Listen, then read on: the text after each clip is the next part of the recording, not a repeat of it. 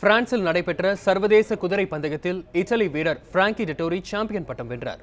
இது பற்றி ஒரு செய்தி தொகுப்பை இப்போது பார்க்கலாம்.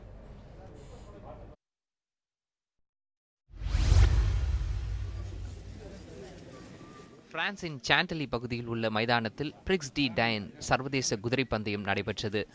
ஏராளமான முன்னணி குதிரை பந்தய வீரர்கள் தங்களது குதிரையுடன் திறமைகளை வெளிப்படுத்தினர்.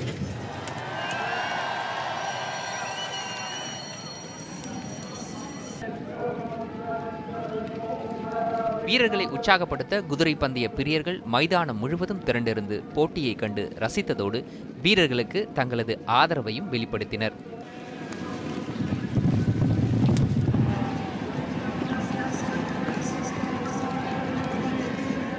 வீரர்கள் அனைவரும் ஒரு சேர பந்தயத்தை தொடர்ந்தனர்.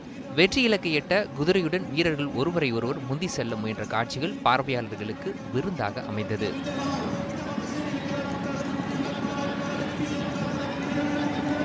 மிகவும் விறுவிறுப்பாக நடைபெற்ற இந்த பந்தயத்தில் 44 வயதான இத்தாலி வீரர் பிராங்கி டெட்ராய் 2 மணி நேரம் 51 நிமிடங்களில் கடந்து சாம்பியன் பட்டம் வென்றார்.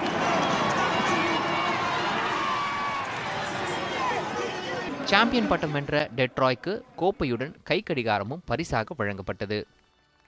விளையாட்டு செய்தி பிரிவு நியூஸ் 7 தமிழ்.